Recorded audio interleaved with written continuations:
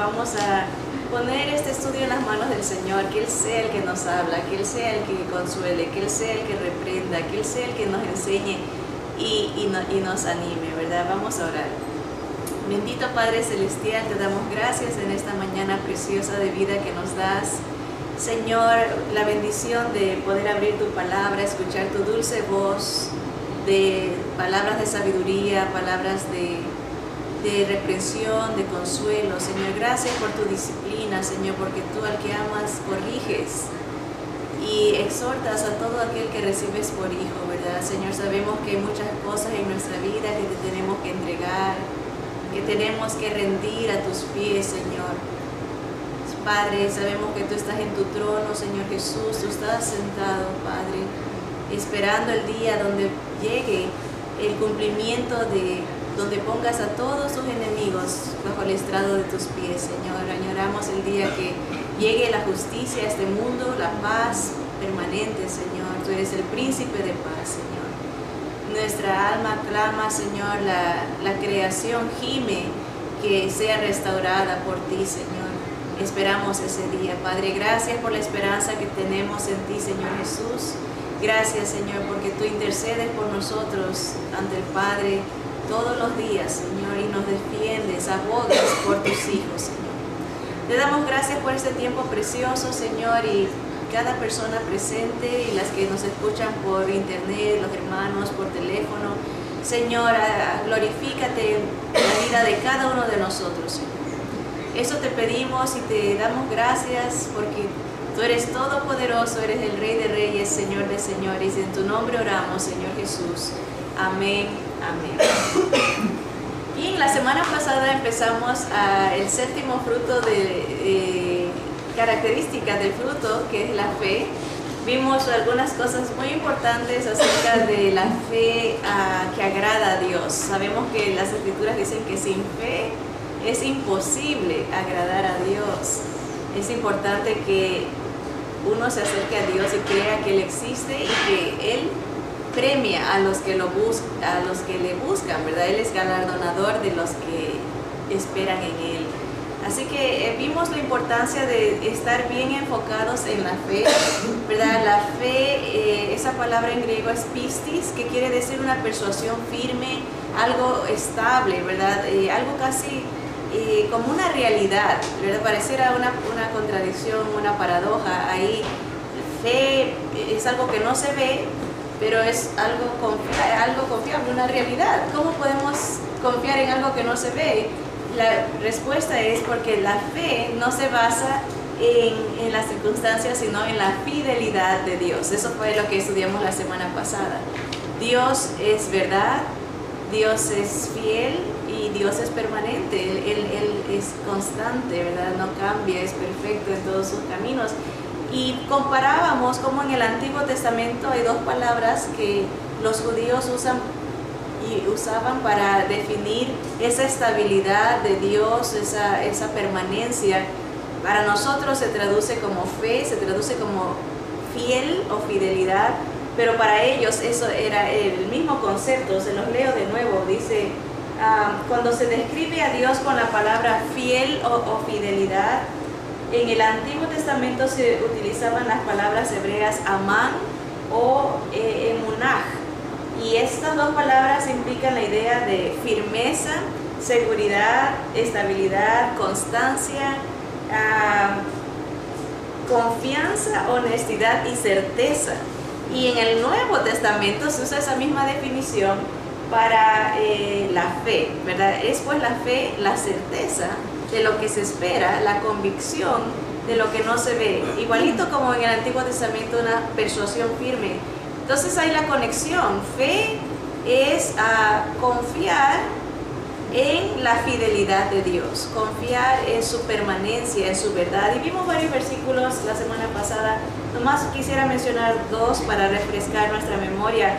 En el libro de Deuteronomio 7:9 leímos este versículo que dice: conoce pues que Jehová tu Dios es Dios fiel, ¿verdad? Que guarda el pacto y la misericordia a los que le aman y guarda guardan sus mandamientos hasta 1000 generaciones, ¿verdad?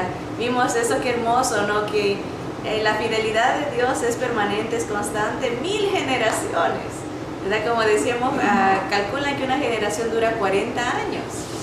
Estamos hablando de 40.000 años, ni siquiera el mundo ha existido, si creemos en la creación de 6 días, como dice la palabra, ¿verdad? El poder de Dios hizo todo lo visible y lo invisible en 6 días, y desde que se empiezan las generaciones en Génesis, no pasan de un cálculo como de unos 13.000 a 15.000 años de existencia del mundo. Y el Señor dice, yo voy a ser fiel 40.000 años, 1000 generaciones. Ni siquiera alcanzamos a existir en ese tiempo que Dios promete su fidelidad. Él es fiel, Él es constante. También vimos en Deuteronomio 32, 3 y 4, que el Señor es verdad y justicia. Dice, porque el nombre de Jehová proclamaré, engrandeced a nuestro Dios, Él es roca cuya obra es perfecta, porque todos sus caminos, otra vez dice, todos sus caminos son rectitud, ¿verdad? Dios de verdad y sin ninguna iniquidad en Él, es justo y recto, ¿verdad? Un Dios perfecto que no cambia. ¿Cómo podemos dudar de Él si Él es permanente? Y ahí viene la pregunta de la fe. Vimos la semana pasada que hay diferentes tipos de fe. Hay la fe que dice, yo creo en el Dios que me contesta. Si me contesta es Dios, y si me contesta le creo. Pero hay la otra fe, la bíblica, la que dice que creo en quién Él es, lo que Él es, no lo que Él hace. Y aquí viene la pregunta que resume para nosotros lo que vimos la semana pasada y que quería compartir con ustedes. Dice, todo creyente se encuentra en una de estas dos categorías. Analicémonos personalmente, no piensen en la de al lado, ni en el del frente, ni en el de atrás, sino usted mismo. ¿En cuál de estas dos categorías cae mi fe? ¿En cuál de estas dos? La pregunta es, según su respuesta a esta pregunta, sabrá qué clase de fe tiene. ¿Basa usted su fe en lo que Dios hace o en lo que Dios es? ¿Verdad? Eso hace mucha diferencia, porque hay gente que dice, yo creo que Dios puede hacer esto, y si Dios no lo hace, su fe se va, porque dice, Dios me falló. Por eso hay gente, muchos creyentes, digamos, muchos hermanos que dejan al Señor, porque su fe no está basada en quién Dios es, sino en lo que Dios hace. Y muchas veces Dios no hace lo que nosotros queremos, porque Dios no es un títere, Dios no es un amuleto de suerte, ¿verdad? Mucha gente quiere que Dios sea el que sana, el que da dinero, ¿verdad? Han visto, los chinos tienen a sus budas y todo, en todos los restaurantes y todo. Ese es su amuleto de suerte, ese es su Dios. Y muchos cristianos agarran a Dios como un amuleto de suerte. Este es el que me sana, el que me da dinero, el que me da abundancia, y de vez en cuando voy a ver qué me da, y si no me da, busco otro Dios. No es el Dios de la Biblia, ¿verdad? Y ahí está la diferencia entre la verdadera fe y la fe mentirosa. Esa es una fe mentirosa. Millones de gente buscan al Dios que da, buscan al Dios de milagros por los milagros, no por ser el Dios de milagros. Y si no viene el milagro, entonces no ha de ser el Dios verdadero que ellos estaban buscando. Y esa fe es muy inestable, es una fe de arena movediza, como una montaña rusa. Cuando Dios contesta como yo quiero, entonces es Dios y mi fe está fuerte. Si no me contesta, viene la bajada, donde dice, ¿qué pasó? No que muy poderoso, no que muy fiel, ¿qué pasó? No me contestó como yo quería, y ahí viene la bajada. Es una fe inestable porque se basa en lo que se ve y no en quién Él es verdaderamente, ¿verdad? Así que es muy importante definir en nuestra vida, a lo mejor por mala influencia, por mala enseñanza. Hemos tenido una fe de lo que se ve. Si no veo, no creo. Y Dios no quiere que tengamos esa fe, quiere que conozcamos su corazón, no que lo busquemos por conveniencia. A ninguno nos gusta que nos busquen por conveniencia. Hay veces en la familia hay gente que solo lo busca uno cuando necesita, ¿verdad? Yo creo que no soy la excepción, todos nosotros tenemos esos que siempre buscan porque quieren algo. Cuando quieren dinero, ¿verdad? Cuando quieren algún favor, y de ahí en más nunca se acuerdan. Y ahí llega un punto en que uno dice, oye, bueno, salúdame primero, ¿verdad? Acuérdate, pregúntame algo, porque molesta esa actitud. Imagínense a Dios, cuánta gente lo busca porque quieren algo. No porque lo que Él es. ¿Quién es? Él es, ¿verdad? Él es Dios, el creador, omnipotente, ¿verdad? El alfa y el omega, el principio y el fin. Él es el león de Judá, ¿verdad? Él es el todo. Todas las cosas por Él subsisten, y sin Él nada de lo que ha sido hecho hubiese sido hecho. Él es todo, ¿verdad? Y entonces tenemos que pedirle perdón al Señor, porque cuántas veces hemos caído en esta fe falsa. Y eso no quiere decir que Dios no hace milagros. Lo que quiere decir es que cuando buscamos su corazón, le abrimos la puerta para que Él obre en nuestra vida de manera milagrosa como Él desee. Muchas veces un milagro no necesariamente tiene que ser que un cojo camine. Puede ser que ese cojo sea feliz y tenga toda la paz que Dios ofrece sin caminar. Eso es un milagro. Ver a alguien, por ejemplo, yo cuando voy a la cárcel de mujeres a dar el evangelio, ver a alguien que está encerrado en un 2 metros por 2, que tenga toda la paz y el gozo de Dios dentro de ese lugar, es un milagro.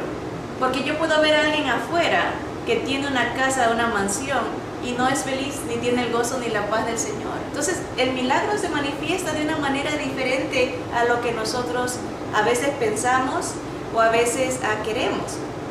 Así que es una exhortación para cada uno de nosotros de que enderecemos, que el Señor enderece nuestros caminos, nuestra manera de pensar, y no lo busquemos por lo que Él da, sino por quién Él es. Y eso va a permitir que Él obre de una manera sobrenatural en nuestra vida, porque se va a manifestar de las maneras que menos nos imaginamos, de las maneras que menos nos esperábamos.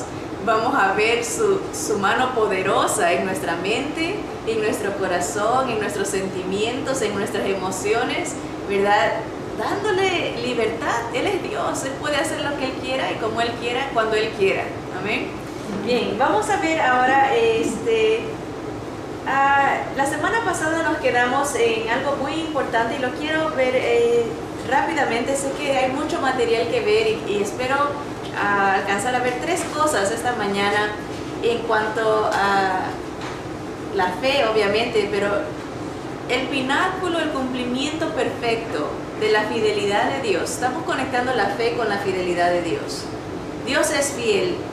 El cumplimiento máximo como de la fidelidad de Dios para nuestra vida es la persona de Jesús. Jesús fue como quien dice, fue el sello de oro, fue el broche de oro que Dios con eso nos dijo, yo soy fiel. Antes de que el mundo fuese, dice la Biblia, hubo un consejo divino. Se reunió Dios consigo mismo, el Padre, Hijo y Espíritu Santo, y vieron la miseria en la que la humanidad iba a caer. Se iba a pecar, iba a apartar de Dios, lo iba a rechazar. Y Jesús se ofrece en consejo divino, yo voy a ir a rescatarlos. Tengo que dejar mi gloria, hacerme humano, nacer de una virgen, ¿verdad? Y pagar una deuda para que ellos puedan alcanzar la gloria y abrirnos el cielo. Era la fidelidad de Dios. La fidelidad de Dios dejó a Jesús en la cruz. Porque qué padre, viendo sufrir a un hijo, no hace nada. Es imposible. Nosotros rescataríamos a nuestros hijos, no dejaríamos, que a veces no queremos que ni una mosca los moleste, ¿verdad? Y Dios, la fidelidad de Dios su amor grande por nosotros, dejó a Jesús en la cruz, pero no lo dejó en la tumba. Gloria a Dios que el poder del Espíritu que resucitó al Señor, el mismo Dios, no lo dejó ver corrupción, como dice el Salmo, no dejó que su santo vea corrupción. Pero su fidelidad es demostrada en la persona del Señor Jesús. Y había un verso en Isaías 22. Isaías 22 nos da en profecía lo que el Señor Jesús sería. El capítulo 22, del versículo 20 al 24, dice: en aquel día llamaré a mi siervo Eliakim, hijo de Hilcías, y lo vestiré de tus vestiduras, y lo ceñiré de tu talabarte, y entregaré en sus manos tu potestad, y será padre al morador de Jerusalén y a la casa de Judá. Y pondré la llave de la casa de David sobre su hombro, y abrirá y nadie cerrará, cerrará y nadie abrirá. Y lo hincaré como clavo en lugar firme, y será por asiento de honra a la casa de su padre. Colgarán de él toda la honra de la casa de su padre, los hijos y los nietos, todos los vasos menores, desde las tazas hasta toda clase de jarros. Hay una manera que el Señor se comunica a nosotros cuando vemos profecías así, que tienen un cumplimiento cercano y remoto. Aquí está hablando de uno que se llama Eliakim, ¿verdad? Pero el Señor está hablando de una profecía con doble cumplimiento, uno cercano y uno lejano. El cercano era Eliakim, era un personaje verdadero que el Señor iba a honrar durante su vida, le iba a dar lo que empieza a describir, pero al mismo tiempo hay una enseñanza, una profecía más lejana y hace referencia al Señor Jesús. Ese tipo de comunicación lo vemos mucho en las Escrituras con los profetas. Dicen algo que el que lo leía en ese entonces podía ir a decir: oh, se está refiriendo a tal persona, pero metido ahí está una promesa de un futuro más lejano. Por ejemplo, en este caso, el Señor Jesús, y en muchos. Por ejemplo, eso lo vemos cuando se anuncia. Por ejemplo, dice: os doy una señal, la Virgen concebirá y dará a luz un hijo. Esa está dando un anuncio cercano en referencia a lo que estaban viviendo, pero era una referencia al Señor Jesús en lo lejano. ¿Por qué digo eso? Porque vamos a ver todos los paralelos donde esta porción es en referencia al Señor Jesús. ¿Y qué tiene que ver esto con la fe? Tiene que ver que en el versículo, déjenme ver aquí donde dice firme, versículo 23, dice: y lo hincaré como clavo en lugar firme. Esa palabra firme a nosotros se nos tradujo como firme. En la palabra, en el original, es la palabra amán, que es un clavo fiel. La fidelidad de Dios aquí se traduce como firmeza, como una cosa estable. Ok, vamos a ver las comparaciones. En Jeremías 23 está la referencia desde el versículo 5 y 6 al Señor Jesús. Dice: he aquí que vienen días, dice Jehová, en que levantaré a David renuevo justo y reinará como rey, el cual será dichoso y hará juicio y justicia en la tierra. En sus días será salvo Judá, e Israel habitará confiado, y este será su nombre, con el cual le llamarán Jehová, justicia nuestra. Esa es una referencia profética al Señor Jesús. En el versículo 21 de Isaías 22 que leímos, dice que el Señor lo iba a vestir y lo iba a ceñir con un talabarte.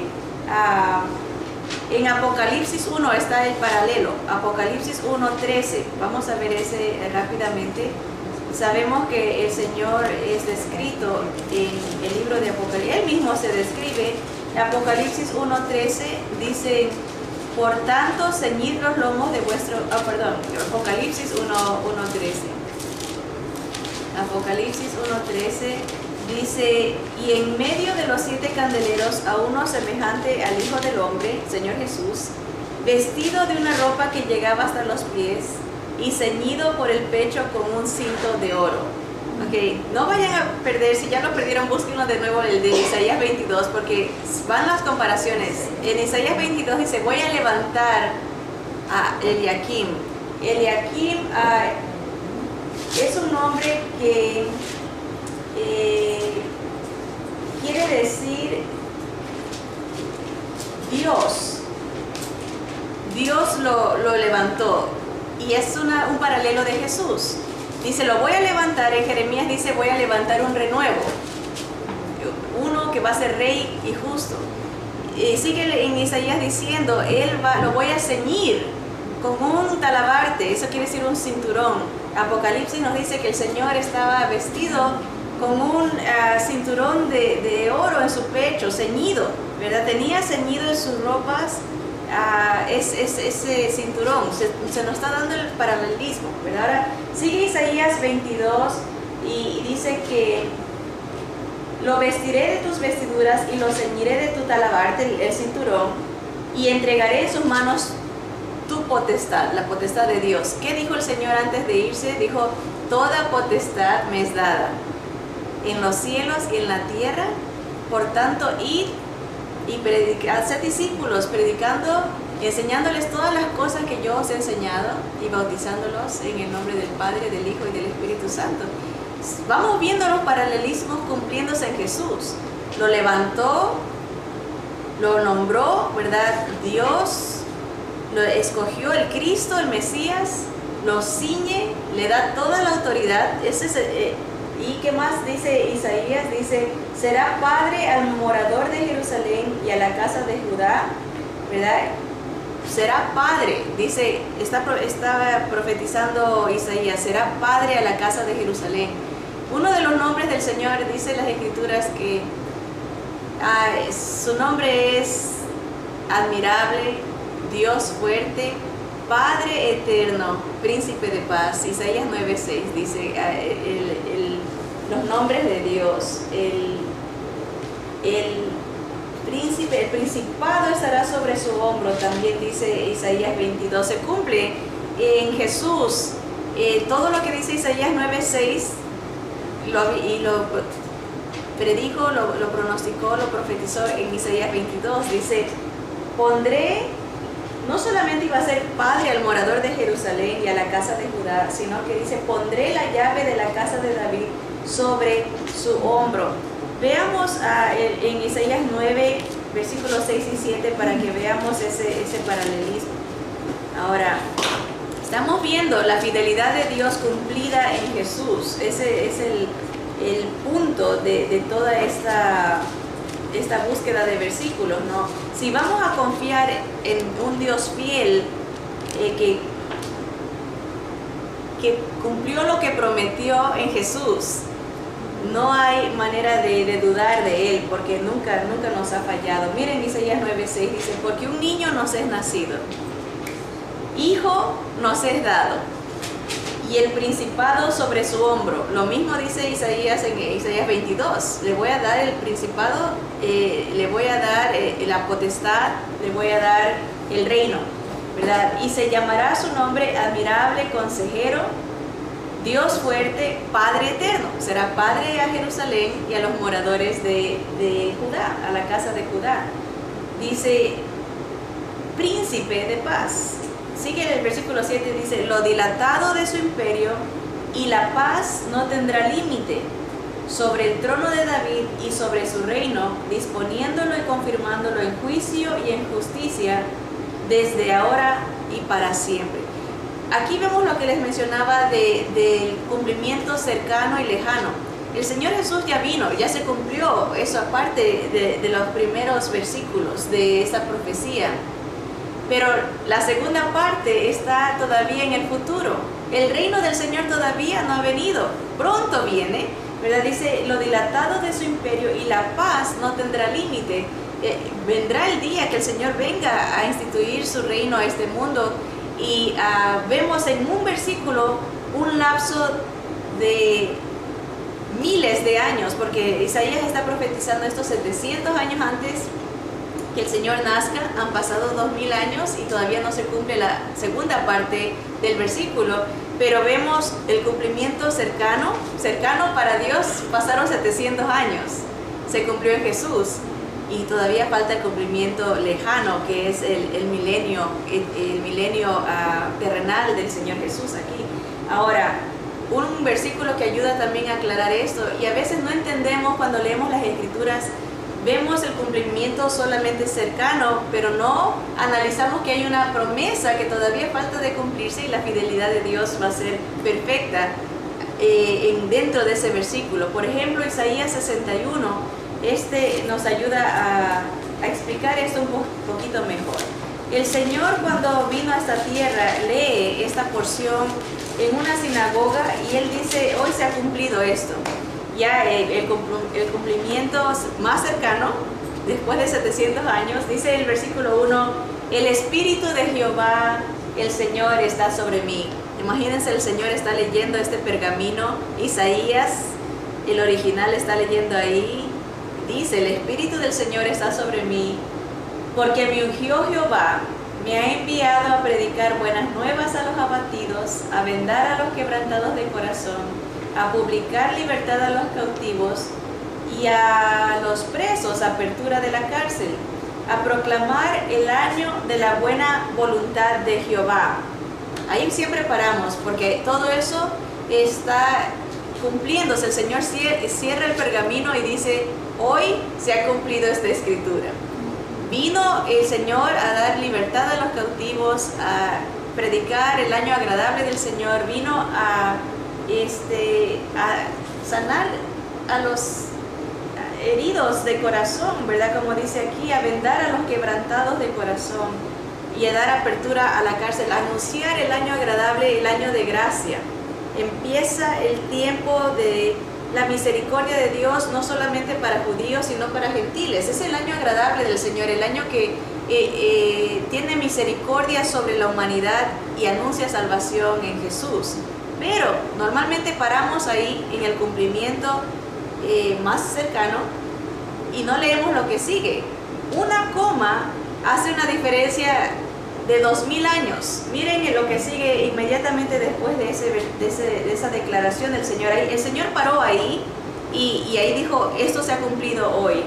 Pero miren, después de esa coma, en el versículo 2, dice: a proclamar el año de la buena voluntad de Jehová, coma, y el día de venganza del Dios nuestro, a consolar a todos los enlutados, a ordenar que a los afligidos de Sión se les dé gloria en lugar de ceniza, óleo de gozo en lugar de luto, manto de alegría en lugar del espíritu angustiado, y serán llamados árboles de justicia, plantío de Jehová, para la gloria suya. El día de la venganza del Señor. Esa coma pone un límite. Ya vamos 2000 años, pero cuando empieza el día de la venganza del Señor es una descripción de los 7 años de gran tribulación que viene a este mundo, donde nosotros ya estaremos con el Señor, y vienen todos los castigos que van a dar lugar a que el Señor venga a salvar a su pueblo Israel y establezca esto. Después del día de la venganza del Señor, ese día va a durar 7 años. Después de eso se cumple lo que Él ordena en el versículo 3, que los afligidos de Sión, el pueblo de Israel, se les dé gloria en lugar de ceniza, se les dé óleo de gozo en lugar de luto, manto de alegría en lugar del espíritu angustiado, y serán llamados, el pueblo de Israel, árboles de justicia, plantío de Jehová, para gloria suya. La fidelidad de Dios se cumplió en Jesús. Y todavía está pendiente muchas cosas que se cumplan, posiblemente en nuestros tiempos, ¿verdad? Que el Señor nos lleve y venga este año de la venganza del Señor. Su fidelidad es grande para nosotros y su fidelidad es grande para el pueblo de Israel. Nunca les falló, ni nunca nos ha fallado a nosotros. Pero vemos en los paralelismos. El Señor es el Padre eterno, el Señor tiene la potestad, el Señor Jesús le fue dada la potestad, como dice el versículo 22 de Isaías 22, dice: pondré la llave de la casa de David sobre su hombro, y abrirá y nadie cerrará, cerrará y nadie abrirá. Eso lo podemos comparar con lo que dice Apocalipsis 3:7, que el Señor tiene las llaves del Hades, ¿verdad? El Señor, veámoslo para no decirlo de memoria y basarnos exactamente en lo que está diciendo la palabra. Apocalipsis 3:7 dice: escribe al ángel de la iglesia en Filadelfia, esto dice el Santo, el Señor Jesús, el verdadero, el Señor Jesús, el que tiene la llave de David, el que abre y ninguno cierra, y cierra y ninguno abre. Lo mismo que dijo Isaías, en Jesús se cumple, ¿verdad? La fidelidad de Dios. Vamos a ver una última referencia acerca de esa palabra que les dije, que en Isaías se nos traduce el clavo firme, pero es el clavo fiel. Dice: lo hincaré como clavo en lugar fiel. ¿Qué hizo Dios con los decretos que nos eran contrarios, verdad? Todos nuestros pecados estaban enlistados. El Señor los toma y los clava en la cruz del Calvario. Gloria a Dios por eso. Colosenses 2:14. El acta que nos era contraria, dice Pablo, Colosenses 2:14.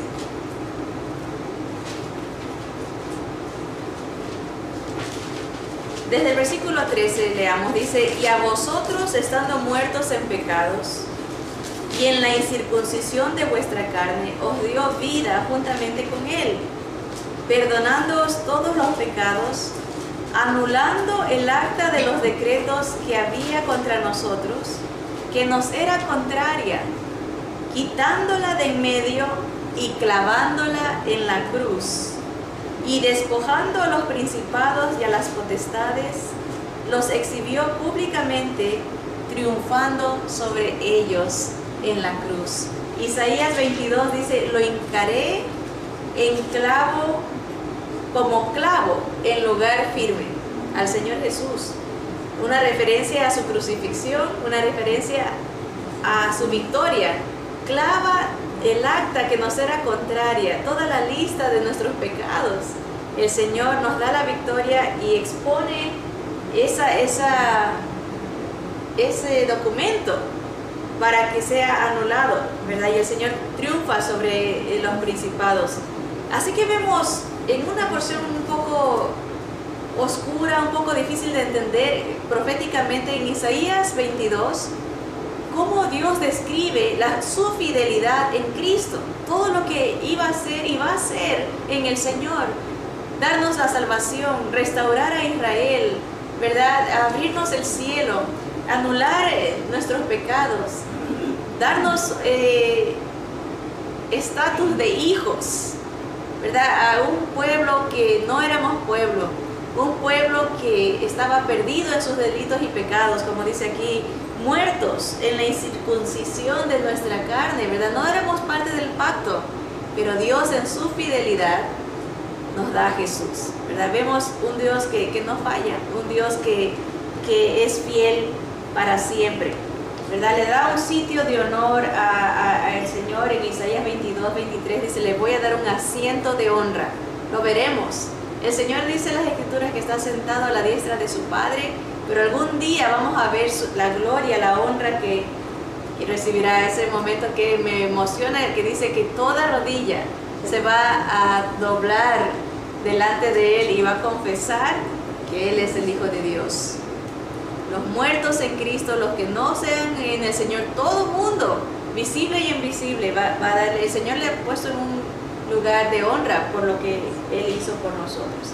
Así que el Señor verdaderamente es la culminación, la encarnación de la inconcebible fidelidad de Dios. A veces no le entendemos la fidelidad de Dios. Para mí se resume en esto. ¿Qué es más importante para nosotros, hermanos? A veces buscamos la sanidad física de la gente. Pero, ¿qué es más importante? ¿La salvación o la sanidad?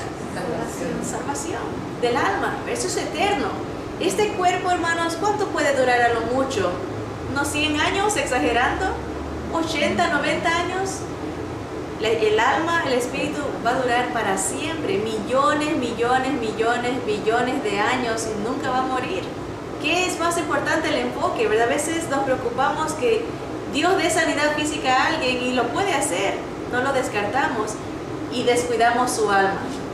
No le damos el evangelio, no le enseñamos que solo en Jesús hay salvación, ¿verdad? Y eso es un grave pecado de nuestra parte, ¿verdad? Que descuidamos lo más valioso que a nuestro Señor Jesús le costó su vida por salvar. Dijo, ¿de qué sirve que un hombre gane el mundo? ¿De qué sirve que ganemos todas las riquezas? A veces Dios se glorifica en la riqueza de alguien, a veces se glorifica en la pobreza de alguien, a veces se glorifica en la enfermedad de alguien, a veces se glorifica en la sanidad del otro, ¿verdad? Nosotros no podemos, los pensamientos del Señor son más grandes que los de nosotros. Él no es humano. Dice las Escrituras que Él no es hombre para mentir, ni hijo de hombre para que cambie, para que se arrepienta. Dios no cambia y las Escrituras nos dicen que Jesucristo es el mismo ayer, hoy y por todos los siglos. El Señor es el mismo Dios, Él no cambia. Así que nosotros somos los que tenemos que cambiar en nuestro enfoque, en nuestra fe. Nuestra fe debe de estar enfocada en Dios y eso es lo que quisiera hacer referencia ahora. Tenemos 15 minutos, un poquito más porque empezamos un poco más tarde de lo usual, en dos personajes, Enoc y el apóstol Pablo, para ver cómo la fe de ellos se enfocó correctamente, ¿verdad? Primero empecemos con Enoc. Enoc está listado en Génesis y en Hebreos 11, en uno de los héroes de la fe. Y vamos a leer en Hebreos 11 el versículo que compete a Enoc. Hay muy poquito dicho de Enoc en las Escrituras, pero lo poquito que se dice de él habla muchísimo para nosotros. Fue un héroe de la fe. En el versículo 5 dice de Hebreos 11: por la fe Enoc fue traspuesto para no ver muerte y no fue hallado porque lo traspuso Dios. Y antes que fuese traspuesto, tuvo testimonio de haber agradado a Dios. Eso es lo único que en el Nuevo Testamento se nos dice de Enoc. En el Antiguo Testamento se nos dice que fue padre de Matusalén, el hombre que vivió más en la tierra. 969 años, si mal no recuerdo, vivió Matusalén. Matusalén marca el fin de la humanidad de ese entonces. Cuando él muere, viene el diluvio. Matusalén era hijo de Enoc, pero Enoc lo tuvo a Matusalén, lo engendró a los 65 años de edad, y algo pasó en su vida. Cuando él tuvo a Matusalén, dice Génesis que caminó con Dios. ¿Cómo se puede interpretar eso? Muchos lo interpretan como una vida de obediencia. Él agradaba a Dios en su caminar después que tuvo a Matusalén. Matusalén quiere decir, el nombre de él quiere decir, él muere y emite. Y lo que eso era, el nacimiento de ese niño anunciaba un juicio que iba a venir, el diluvio. Enoc vio la gloria del Señor Jesús, se nos dice en Génesis. Muchas cosas fueron reveladas a este hombre y él caminó con Dios, tuvo fe, dice, por fe.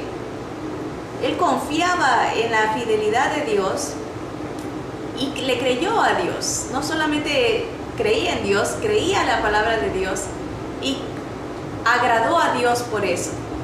Y por ese caminar, acordémonos que dice que sin fe es imposible agradar a Dios. Enoc agradó a Dios porque le creyó a lo que Dios le había dicho. Y tanto agradó a Dios esa actitud de Enoc que se lo lleva sin morir. En el cielo hay dos personas que no han muerto, Enoc y Elías.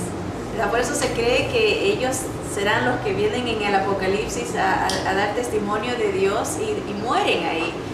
Es una de las teorías que hay, pero Enoc, esa palabra fue traspuesto, es la misma palabra que se usa para nosotros de ser arrebatados. Nosotros usamos el rapto, aunque esa palabra en español no existe en las traducciones nuestras, pero en el original griego la palabra harpazo quiere decir algo violento, un arrebato, por eso se traduce como un rapto, como un jalón, ¿verdad? Y Enoc experimentó eso, fue traspuesto para no haber muerte porque tuvo testimonio de haber agradado a Dios.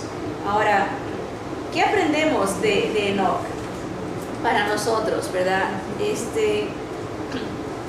La palabra del Señor dice que nosotros debemos de andar por fe y no por vista, ¿verdad? No guiados por lo que se ve, sino por lo que sabemos de Dios, quién Él es, ¿verdad? Lo que Él es, ¿verdad? Este versículo nos revela que la fe es algo absolutamente necesario en la vida que agrada a Dios. Y pensemos en nosotros. ¿Agradamos nosotros a Dios con la correcta fe? ¿Creemos en Él y le creemos a Él? ¿Verdad? Esa fe tanto le agrada a Dios que hasta se hizo algo imposible, llevarse a alguien sin morir a la gloria, ¿verdad?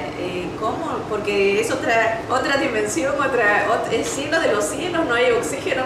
¿Cómo lo hizo el Señor? Un milagro.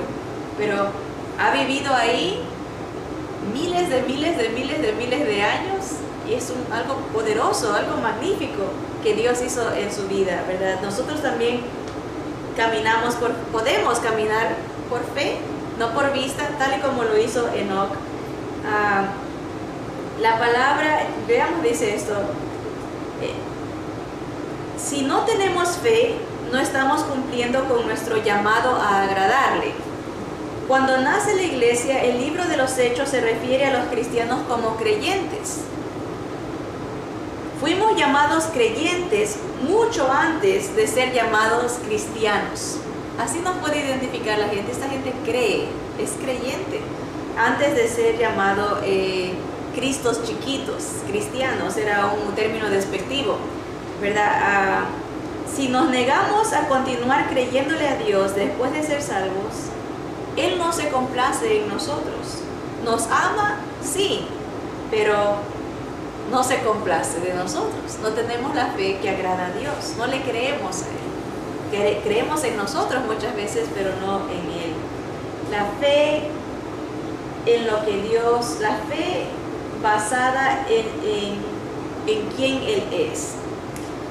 Déjenme leerles esto para terminar este punto. Dice: la fe genuina camina firmemente con Dios por el placer de su compañía, ¿verdad? No por lo que Él me pueda dar, sino por lo que Él es. Es lo que hizo Enoc. Enoc caminó con Dios. No porque Dios le iba a dar algo, sino porque se complacía en la presencia de Dios, ¿verdad? Miren esto, dice: Enoc ejercitó una fe de esta clase basada en la existencia de Dios y su deseo de buscarlo. Dios no nos llama a buscar sus obras, nos llama a buscar su corazón. ¿Ves qué bonito? Dios quiere que lo conozcamos a Él. Obviamente, para conocerlo, Él se va a manifestar de muchas maneras para que lo veamos como Él es, ¿verdad? Pero su corazón, por eso Él busca que se agradaba de David, ¿se acuerdan? Decía, es un hombre que buscaba mi corazón, ¿verdad? Tiene el corazón de Dios. ¿Por qué la fe basada en la persona de Dios no es una fe que sea fácilmente sacudida? Porque se centra en un Dios que no es fácilmente sacudido. A Dios nadie lo puede mover. es permanente. Esta fe nos permite comprender mejor sus obras. Darle prioridad a la persona que Él es nos ayuda a interpretar más exactamente lo que Dios hace. Lo que Dios hace va a ser siempre justo, perfecto, recto, va a ser lo mejor para nosotros. Aunque desde nuestra perspectiva no lo veamos así, pero desde la perspectiva de Dios no contradice su esencia, ¿verdad? Debemos de dar prioridad a la persona de Dios por encima de lo que Él hace por otra razón crucial. Y esta es, en el mundo en que vivimos hay cambio constante. No se puede confiar en nada porque todo el mundo falla, todos fallamos. Ahorita sentimos que estamos firmes en una cosa y al ratito ya no. A veces decimos, por ejemplo, si alguien está buscando casa, dice, esta es la casa, en esta casa quiero vivir 30 años. A los 2 años dice, no, mejor hay que venderla porque ya... Lo mismo, a veces en relaciones, este es el hombre que voy a amar toda mi vida. Después se casa y después dice, no, a lo mejor no era, ¿verdad? Hay cambio constante, ¿verdad? En nosotros, pero Dios no es así. Por esa razón podemos confiarle. El Señor, al revelarse a nosotros, el corazón de Él sigue siendo el mismo. No importa las circunstancias como Él las acomode, el corazón de Dios sigue siendo el mismo. En medio de una sociedad en que lo único con que se puede contar es que no se puede contar con nada, Dios es nuestra garantía. Su fidelidad brota de quién es Él. Para complacerlo, nuestra fe debe seguir el mismo camino, ¿verdad? Dice, me sería imposible recordar la cantidad de veces que he sobrevivido gracias a mi limitado entendimiento de quién es Dios. En momentos en que no podía comprender lo que Él estaba haciendo, o por qué había permitido algunas experiencias en mi vida, o por qué había permitido que el hijo de mi amiga muriera de cáncer, pude seguir adelante con estas palabras. Y esto deberíamos de nosotros tomarlo a corazón. Dice, Dios, ella le oraba al Señor, no entiendo por qué estás haciendo esto, pero sé que a diferencia de mí, tus acciones nunca dejan de ser coherentes con tu corazón. Las acciones de Dios nunca, tu corazón es amoroso, bueno y fiel. Dios es bueno, Dios es fiel, Dios es amoroso. De alguna manera, en algún sentido, todas estas cosas son para bien. Si puedo conocerte mejor a través de esto, será todo el bien que necesito. Qué hermoso, ¿verdad? Abrirle las puertas a que el Señor trabaje en nuestra vida a través de las circunstancias como Él desee, ¿verdad? No limitarlo, a decir, quiero que hagas de esta manera para que me pruebes que es Dios. No, Él puede probarnos que es Dios de cualquier manera, ¿verdad? Ese es un ejemplo. El otro quería enseñarles en Hechos 27, se nos habla de una experiencia tremenda que tuvo el apóstol Pablo. Y a lo que él veía, él percibió que Dios no estaba trabajando de la manera que él pronosticaba. Miren en el Hechos capítulo 27, se nos habla la historia de un naufragio que tuvo Pablo, una gran tempestad. Era llevado él con otros prisioneros en un barco hacia Roma. Y habían 276 personas en este barco. ¿Se pueden imaginar? Estamos hablando de hace 2000 años atrás. Yo en tiempos modernos que vivimos, nunca me he subido a un barco que tenga tanta gente. He ido a barcos chiquitos, a las Islas Catalinas, a lo mejor unas 30, 40 personas. Hay gente que va a cruceros y ahí sí pueden entrar mucha gente, pero en esos tiempos 276 personas, era un barco inmenso. Y empieza una tempestad terrible en el viaje, ¿verdad? Miren en el versículo 10 del capítulo 27 de Hechos. Esto dice Pablo al ver la tempestad. Les dice, varones, veo que la navegación va a ser con perjuicio y mucha pérdida. no solo del cargamento y de la nave, sino también de nuestras personas. Pablo está anunciando un desastre.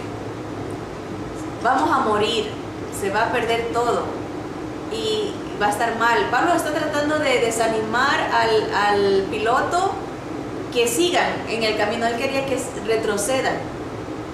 No vayamos, vamos a morir si seguimos. Pero dice el versículo 11 que el centurión daba más crédito al piloto y al patrón de la nave que a lo que Pablo decía. Gracias a Dios que este hombre no escuchó lo que Pablo sentía de acuerdo a sus circunstancias, a lo que estaba viendo, una tormenta, una tempestad horrorosa, y Pablo dice, no, retrocedamos, vamos a morir. Pero el líder de los soldados, el centurión, dice, no, sigamos adelante, ¿verdad? Sí, veamos el versículo, en el versículo 26. Aquí ya cambia la perspectiva de Pablo. Están en la tempestad. Retrocedamos un poquito. Dice en el versículo 21 en adelante. Dice, entonces Pablo, como hacía ya mucho que no comíamos, puesto en pie en medio de ellos, dijo, habría sido por cierto conveniente, oh varones, haberme oído y no zarpar de Creta, tan solo para recibir este perjuicio y pérdida. Pero ahora os exhorto a tener buen ánimo, pues no habrá ninguna pérdida de vida entre vosotros, sino solamente de la nave. O sea, él ya cambió su perspectiva de lo que estaba pasando. Miren el versículo 23. Porque esta noche ha estado conmigo el ángel de Dios, de quien soy y a quien sirvo, diciendo, Pablo, no temas. Es necesario que comparezcas ante César, y he aquí, Dios te ha concedido todos los que navegan contigo. Por tanto, varones, tened buen ánimo, porque yo confío en Dios. ¿Pueden subrayar eso? Yo confío en Dios, que será así como se me ha dicho. Con todo es necesario que demos en alguna isla. Pablo al principio estaba analizando las cosas de acuerdo a las circunstancias y dijo, esto va para mal, vamos a morir. Viene un ángel y le da la palabra de Dios, y Pablo le cree a la palabra de Dios, que Dios dice, no van a morir, porque te necesito que llegues a Roma para que le hables al rey, que le hables al César, pero es necesario que peguen en una isla. ¿Qué tiene que ver todo esto? Algunas verdades para nosotros de esta historia, rápidamente. La fe no puede basarse en sensaciones o en percepciones, ni siquiera en la vida más llena del Espíritu Santo.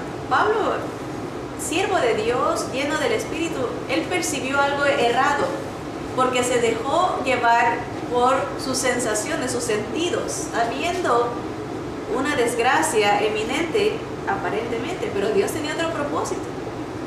Lo digo porque a veces nosotros vemos las circunstancias y decimos, oh, qué desgracia más grande, ¿cómo pudo haber sucedido esto? Esto va a parar en mal, esto es lo peor que pudo haber pasado. Pero Dios no está viendo como nosotros. A Pablo le pasó, pero tomó que un ángel le explicara a Pablo lo que el plan de Dios, la palabra de Dios, para que Pablo enfocara su visión y entendiera el propósito de Dios en esta desgracia, porque estuvieron náufragos, pero pegaron en una isla, la isla de Malta. A veces en la vida, hermanos, nosotros tenemos que pasar por situaciones que nosotros no entendemos, pero Dios nos permite llegar a una isla. En esa isla Pablo encontró confort, le dieron comida, le dieron abrigo. Dice que no los trataron mal. A veces tenemos nosotros que pasar por circunstancias para que Dios nos revele su paz, su confort, su consuelo. Porque si no pasamos por esas circunstancias no vamos a recibir esa bendición que es el abrazo de Dios. ¿Quién no quiere ser abrazado por Dios? Y necesitamos pasar por esa tormenta para que Dios nos pueda sentirlo más cerca, conocer su corazón, sentir su abrazo, ¿verdad? una cosa interesante, la fe no se basa en percepciones, la fe se basa en la palabra. Él entendió esto y dijo en el versículo 25, yo confío en Dios, yo le creo a Dios, a la palabra que me ha revelado a través de su ángel. Nosotros no necesitamos que un ángel nos revele la palabra de Dios porque ya la tenemos revelada aquí en las Escrituras. Tenemos que creerle a la palabra de Dios. La liberación que se produjo después de esa tormenta fue en el momento que llegaron a la isla. Muchas veces para nosotros, ¿cómo se ve eso en nuestras vidas? Dios, la liberación que Dios le dé puede ser sencilla a nuestra vida y sin dolor, o puede ser una de las experiencias más terriblemente dolorosas de nuestra vida, esa tormenta. A veces Dios nos quita cosas de nuestra vida, pecados, malos hábitos, permitiéndonos pasar por una tormenta. En este caso, Pablo aprendió una lección. No me voy a basar a la percepción, me voy a basar a la palabra de Dios. Igual nosotros, muchas veces Dios usa esas cosas para quitarnos cosas, orgullos personales, pecados que tienen que ser trabajados. Usa la tormenta para liberarnos de esas cosas que no le agradan a Dios. Dios siempre tiene un destino en mente cuando nos libera, ¿verdad? Dios tiene un lugar donde hay bondad, donde hay calidez y bienvenida para nosotros.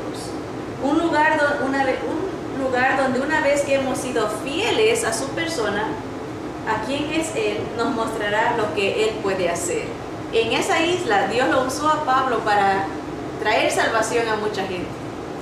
Hizo un milagro, le muerde una culebra y Dios lo sana a Pablo instantáneamente. Dios usó esas circunstancias para bendecir a Pablo, bendecir a los presos, bendecir a los soldados, bendecir al pueblo. Dios es perfecto en todos sus caminos. Así que, ¿cómo se aplica esto para nosotros en nuestra vida, hermanas y hermanos? Vamos a ver y pasar por circunstancias que no nos gusten, que las veamos como una tormenta que a veces queremos evitar. Pablo decía, retrocedamos, no vayamos. Pero Dios tiene propósitos. Si nuestra fe está basada en quién Dios es, no va a sucumbir, no va a caerse, ¿verdad? Dice el Señor, el que escucha mi palabra y las hace, lo voy a comparar a un hombre que construye su casa sobre la roca, la fe.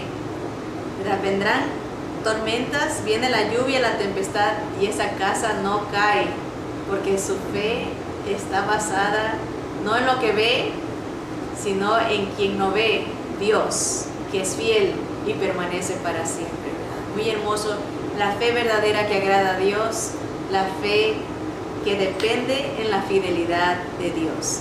Que Dios nos bendiga y nos ayude, nos fortalezca en esa fe que alaba y sigue solamente a Dios. Oremos.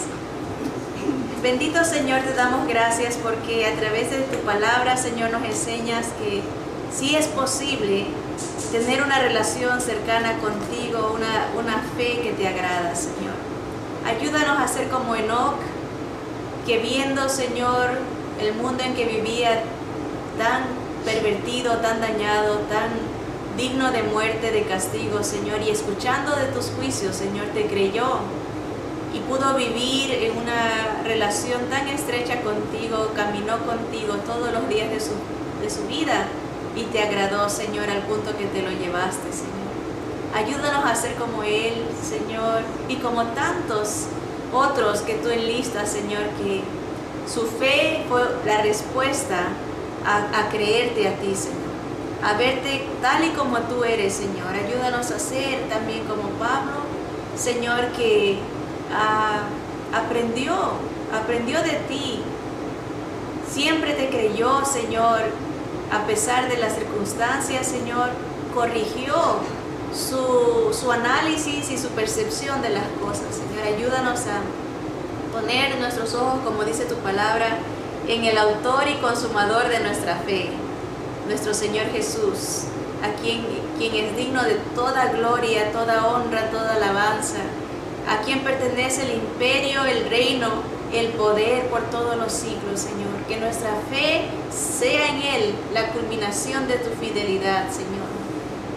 Y sabiendo que creyendo en Él y creyéndole a Él, nada nos mueve, Señor. Porque tú eres el verdadero Dios y no hay nadie como tú, Señor. Gracias por tu palabra. Gracias porque tenemos esperanza en ti de una restauración completa, Señor, una liberación permanente cuando tú vengas, Señor. Te damos gracias, Padre, porque tú has vencido. Somos victoriosos y no hay nadie como tú, Señor. A ti sea la gloria por siempre. En el nombre bendito de nuestro Señor Jesús. Amén. Amén. Bendiciones.